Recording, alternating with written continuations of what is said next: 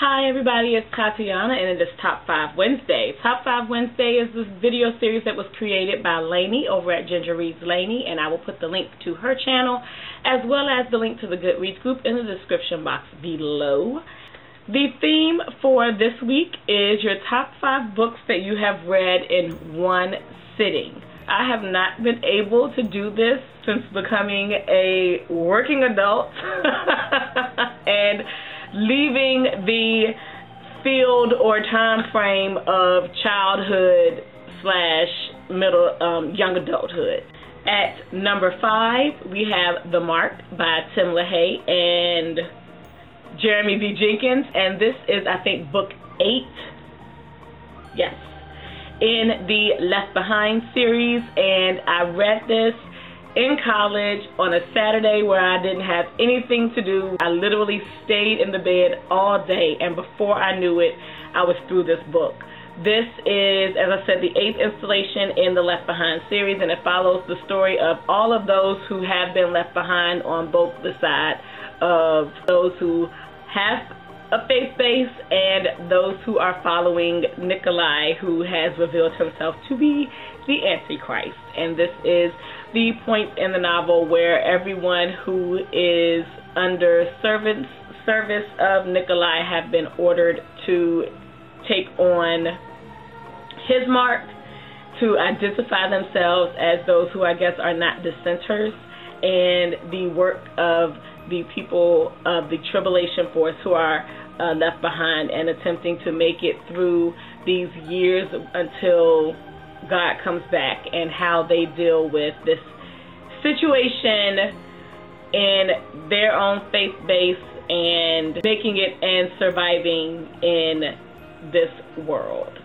I really enjoyed this. I enjoyed the series as far as I got through. I did not complete the series. I think I got to Desecration, which may be book 10, like 2 books after this, and then I just fell off of the reading game for this series, but I did recently purchase this. I purchased the entire series except for the last book and the prequel books last year. So I do plan to reread this series at some point. Next, I have A Little There by Brenda Jackson, which I mentioned her name time and time again. You're going to hear her a lot on these kinds of videos because I just love her.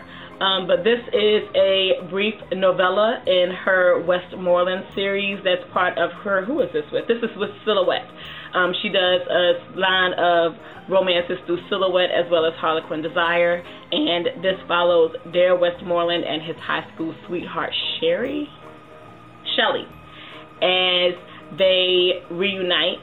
Dare is a cop, and Shelly is the mother of a teenage boy who has a penchant for getting in trouble. And they cross paths and come to find out her teenage son, who Dare recently arrested, is his son. And so it goes through the feelings that Dare deals with, as well as Shelly with coming to grips of him learning this secret, her revealing this secret, and how they deal with the ramifications of that, both with each other and with their son. And I absolutely enjoyed this. This I did actually read as an adult. The only ones that I can read in one day pretty much now are little short novellas. Next on the list is a book that I don't actually own. I borrowed it from the library, and it is the second book that I ever read by Sherilyn Kenyon. And I just hit the stand that my camera is sitting on. Smart.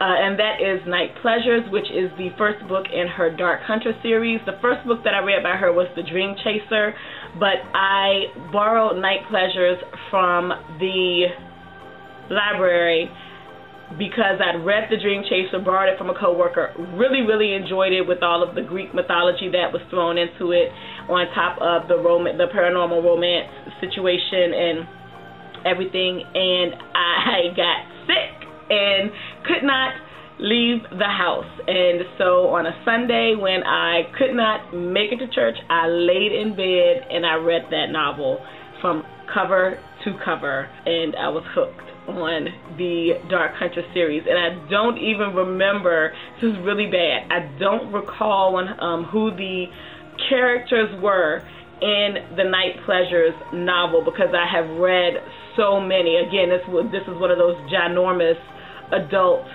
paranormal romance series that just don't end, and I've read so many of the books in that series, I don't really remember who the main characters were. That is the novel that really solidified my enjoyment and being addicted to Sherilyn Kenyon's writing and the world that she creates. The next book that I have on my list is A Little Piece of Sky by Nicole Bailey Williams. I read this in 2003, and it wasn't really what I expected it to be, which is why I had to read it the second time, because I don't think the first time that I read it I really appreciated it for what it was. I was expecting it to be something a little different and something that would really grab me, like the next book that's on this list that I read and purchased right before reading this novel. But I really enjoyed it the second time I read it, because I understood at that point the flow of the novel and how it was going backward and forward. Really, novella, it's really short. And how it was going backwards and forwards, but I will read the back of this if you're interested in reading it, because, yeah, I really enjoyed this. In piercingly insightful prose, which this was the first novel that I ever read that was written in prose, and so that also was a reason why I needed to read it twice, because I wasn't expecting that, and so I did not appreciate it for what it was the first time that I read it. A Little Piece of Sky takes us to a Latino neighborhood in North Philadelphia where we meet Songbird, a young African-American girl with a big imagination. The child of an adulterous affair, Song learns to escape from her outsider status in her family and her neighborhood. When her mother is murdered, she must go to live with her father and his wife, carrying a heavy burden of guilt while struggling to figure out who she is and where she belongs. While living in an existence of harsh realities and occasional beauty, she remains resilient, hopeful, and ultimately triumphant. And I really enjoyed the novel the second time that I read it. I enjoyed it the first time, but the second time, and being able to appreciate it for what it was and the work that it was supposed to be, I really, really enjoyed it. And the last book on the list, which I own, however, has magically disappeared from my shelf, meaning I loaned it to someone and I never got it back, and I can't remember who I loaned it to, is A Quiet Storm about Rachel Halsell Hall.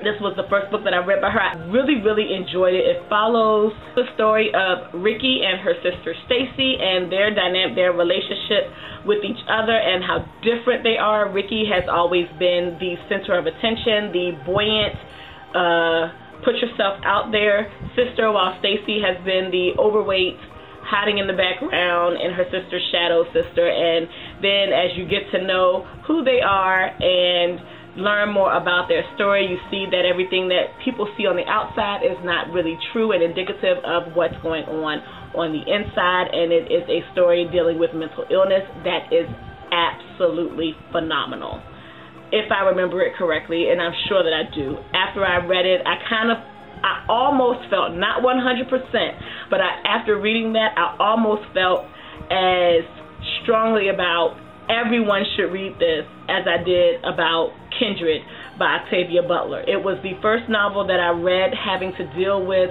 mental illness from what would be the personal perspective of it, and it was everything. I thoroughly enjoyed it. It's not really a novella. It's about 250 pages, somewhere in there, but I really enjoyed it, and I couldn't put it down, and I just wanted to share it with everybody, and I shared it with the wrong person and never got it back. So yeah, what books have you read in one sitting? Are you at the point where you can still do that? If you are, please let me know so I can be jealous. Talk to me, put it in the comments below, and I hope you all have a good weekend whenever you see this video. Peace out.